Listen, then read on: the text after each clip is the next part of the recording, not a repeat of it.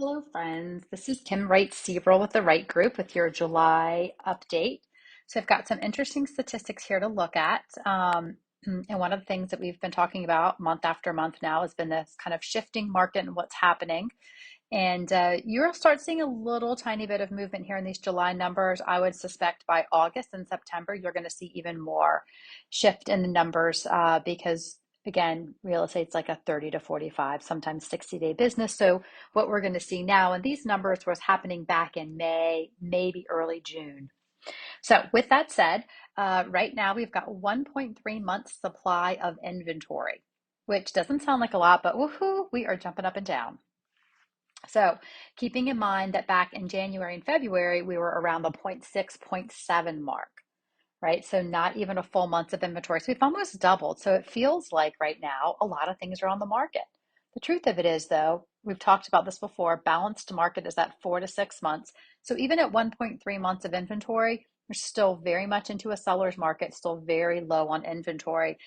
And just to keep it in perspective, back in 2019, we were at a very strong market, real estate market then. We had about 2.9 months of inventory kind of on a regular basis. That was kind of where we were hovering around.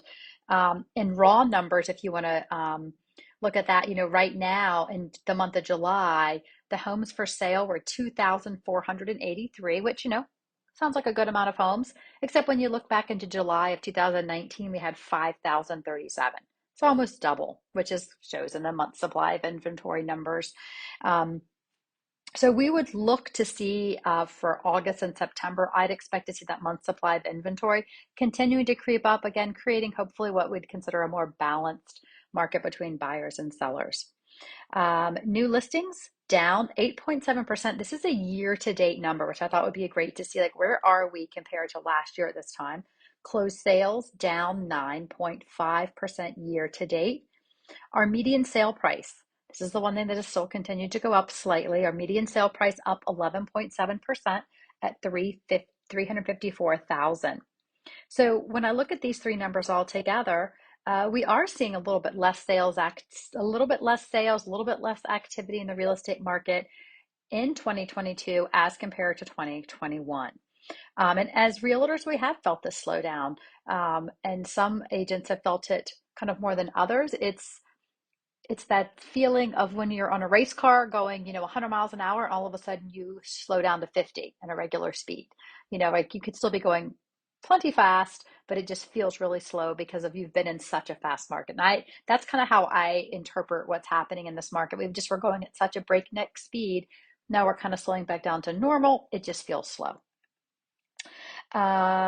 Couple of things so those are the kind of numbers I wanted to share. I also just wanted to share a little bit about like what we're seeing micro just within our sales. So we're seeing open houses become very busy again. Lots of great opportunity if you're selling your home to do the open house. We're seeing lots of new buyers coming out in the market, making offers on homes that they're seeing at open houses. For July and August, our last four buyers that we put under contract, only two of them competed, and then only one of them was against one other offer. So really interesting, right? That we're not seeing this multiple offer situation always now. Our last seven sellers, looking at those, three of them had one offer only on their house. Good offers, good strong offers, but just one only. Two of them received at least two offers, and the other two did receive more multiple offers. I think those were like kind of 8 plus, but what's interesting is that when I look back last year at this time, it would have been 100% of our buyers were competing, 100% of our sellers were getting multiple offers. So already just seeing that little bit of a difference, a little loosening up. Not all homes are selling the same. You can't apply these standards across all areas. Some locations are selling more quickly than others still, some types of homes, some price points. So it just depends on price, location, like kind of what's happening with how quickly homes are selling. So just really interesting to see that. But we are right now seeing buyers going under contract with under asking price offers, getting some seller paid closing costs again, going back to having full inspections, full appraisals in place. These are all things that maybe sellers might think aren't in their best advantage, but those are things that were always in place forever. There's just the past 2 years, it's just been a very extreme seller's market. And these are all things I think that are positive for both sides of the deal. So hopefully this has been a helpful update for you. As always, if you'd like to know more and you like to geek out on the numbers like I do, feel free to call me. I always love talking about the real estate market. And until August, you all have a fabulous rest of your July. Thank you.